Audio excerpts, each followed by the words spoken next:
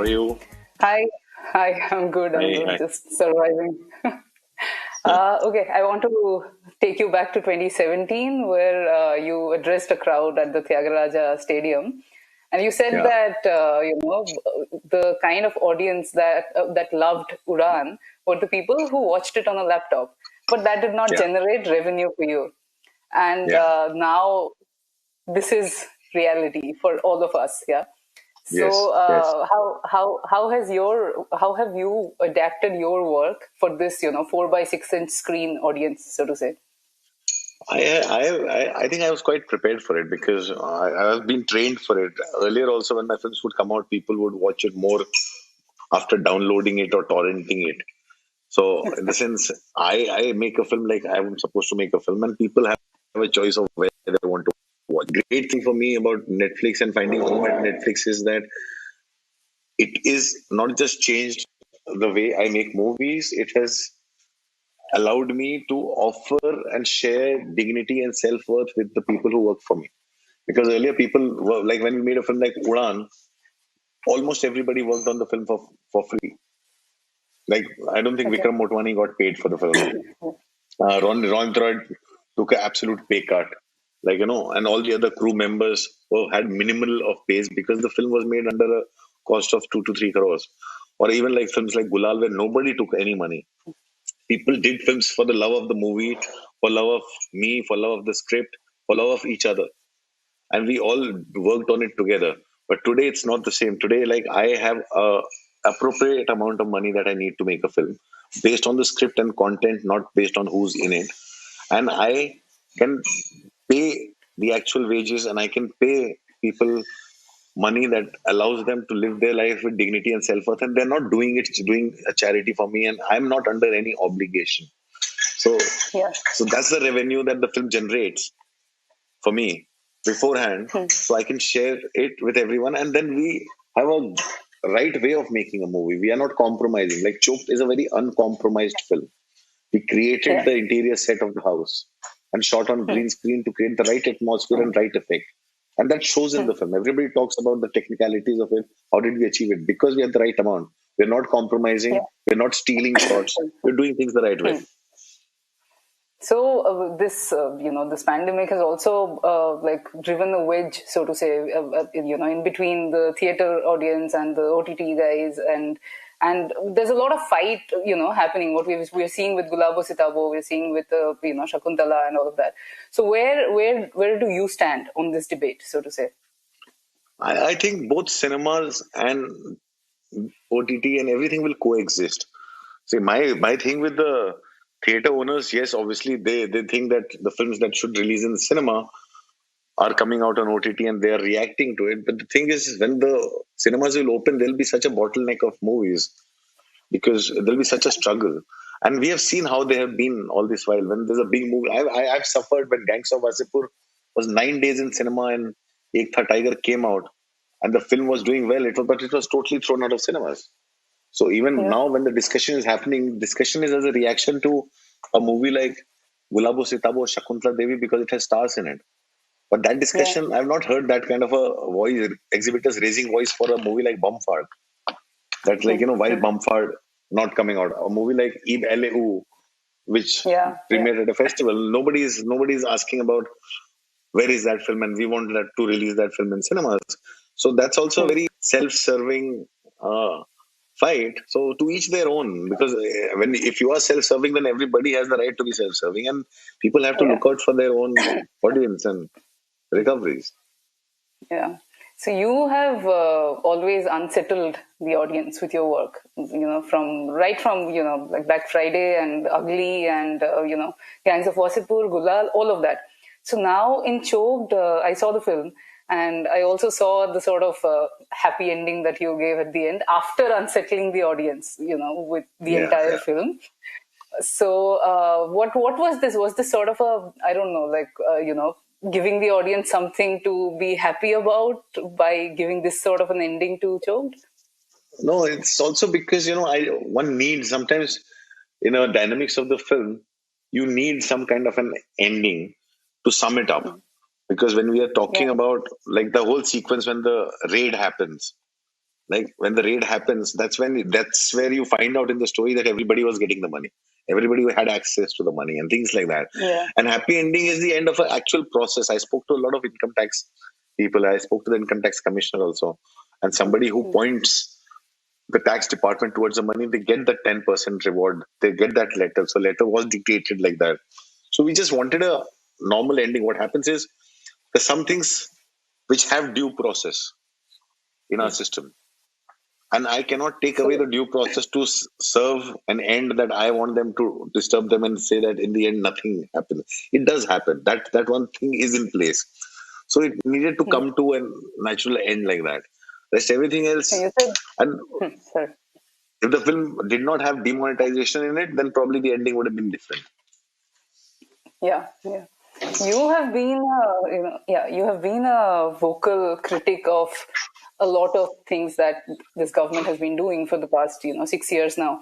And like you told me yesterday that demonetization was that one rare occasion when you actually praised. You said that this is Yeah, a right yeah, I did. decision. Yeah. And then, of course, everything sort of fell apart. The reports started Yeah, coming out and all then you get that. a perspective on it. Yeah, because Yeah. when your leader, when your prime minister or someone makes an announcement that affects all of us, right? You think the assumption, normal as a reaction, is to think that they have thought it through. It's not an impulsive. There are people. There's administrative services. There's a department. There's a whole ministry that must have thought it through. They must be planning it for 8 9 months. Everything would be in place before they implement a decision, right? But that Yeah. wasn't so. We realized that he's given us 4 hours, and then they kept extending the deadlines. They kept changing the number of money you can withdraw. You realize there was actually no plan. And since then, we have seen Yeah. it happening non-stop. Since Yeah. then, we have seen being very impulsive all the time. All the decisions are last moment, Including the and lockdown. nothing is thought through. Right. I mean, Yeah. just Yeah. lockdown, whether it's CA, NRC, everything is just so impulsive and then and there, and announce it today, implement it tomorrow, and then force it on to people. And I still remember that the day the lockdown was announced, my first tweet this time on the day of the lockdown was, "What about the migrants, people who are walking home?" And I was Yeah. trolled badly for saying that. What do you mean by it's a lockdown? Why should people walk home? I was trolled mercilessly for saying that. And then it comes Yeah. true So because this they have is, stopped thinking through. yeah. This happens when you are sort of, so isolated from the reality, Yeah, from what is happening on the yeah, ground, that yeah, you sort of, from your ivory tower, you can comment that, yeah, like on yeah, yeah. Twitter, we are saying that, "Arey, how does it matter?" and this, that. But Yeah, the and reality on seven the percent ground of is that, people. Wait, 7% of yeah, people are on Twitter. I wonder if those yeah, migrants who are on the streets and actually suffering they even are aware of there's a Twitter. They probably don't even have a smartphone. Like, yeah, the yeah, reality true. is that. So हम Yeah, लोग घर में बैठ के बातें कर रहे हैं, हम लोग सड़क पे नहीं है. yeah. In Choked, like again, coming back to Choked, so I saw that you've written that the film is for Shubhra Shetty. So, what is the Hmm. story? No, nothing. She was the one who brought the script to me, and Hmm. she this is I'm talking about 2015, and she didn't see a lot of my film because she gets very disturbed by movies, and she said, if you make this Yeah. movie, I'll watch it. So I eventually made this movie. So it was like a thank you. So she's watched it now. Yeah, yeah. Very happy Okay, about it. she like nice, nice. Yeah. So, talking about Choked, like you've seen how the censor board has been with your films. You Yeah. haven't really had a good relation with the censors. What about Choked? What do you think? Had it been released had you put it I forward think for release? I don't know. I think Choked would have released easily. It's not so Choked. I don't see it as a problem because literally my relationship with censor board has been tumultuous, but there's always been a process in place. So Hmm. until Udta Punjab and Bombay, until the Pehla Kailani was the head of the censor board, Yeah. because none of Yeah. my films ever got censored before that. Before Bombay, Hmm. none of my films ever got cut. Had different Hmm. kind of battles. Take the no smoking sign out from Ugly, but I've never had that kind of a battle where my film eventually did not come out. But Yeah. suddenly after that, in Urta Punjab, the fight happened, Yeah. and Yeah. I don't think so. If Mukkabaz can be cleared by censor, then would have found it very easy, because Choke is not really a propaganda film or anti something. Choke is about an event Yeah. and it's very objective story. Hmm. So I don't see any reason why Choke would have had that kind of a battle. But I'm very happy that Choke is coming out on Netflix, because in our head, I know I was making this film and Netflix is the right platform for it, because it will reach the right kind of an audience at the right time. Okay, so like the tussle between Sarita and Sushant in the home, where we see her coming back from an exhausting day, and she says that, I don't have time to think about your prime minister. So this is what it is like in a lot of our homes, right? Like after Yeah, 2014. absolutely, absolutely. So what about the believers in your home? How do you deal with them? No, it's nothing. I have a lot of people who are total believers. There's a Hmm. lot of them. We disagree. We agree to disagree. Some now that they don't discuss things. Earlier they would say that don't say this, don't say that. But now they have Hmm. stopped saying it. They're letting me be. A lot of them are still confused. A lot of them still feel like their actual feelings are very different now. A lot of people still believe in Mr. Modi, but they think that Mr. Modi is being like Mr. Amit Shah is making him look bad, or somebody else There's is a making sort him of look bad. But disillusionment somewhere. Hmm. there is disillusionment, but they also have somebody Hmm. else to blame for the disillusionment, because Okay. in the many people's heads, the prime minister is incorruptible, but people around him are making him look bad. So if you see tweets, also they'll say the states are letting him down in handling the pandemic, but he's the one who's doing Hmm. his best. So all those things Yeah. happen. So in the sense, everybody has their own opinion, and I don't like to force my opinion on people. I genuinely believe that people, only life experiences teaches people the truth about everything. People always understand things in retrospect. Like I got a different take on demonetization in retrospect. Hmm. On the day of it, I was also one of those guys who were actually very happy. So Yeah. But then we all saw how it turned out, and then we have yeah, we also, choked as a summing up of yeah, whatever summing happened. up Yeah. of what happened. Yeah, yeah. So all these abuses, complaints, these yeah, you should die, you should do this, you should do that on Twitter. I ignore it. I ignore it. I totally ignore it. Any of When it I put in out something, I don't read it. I don't read a reply.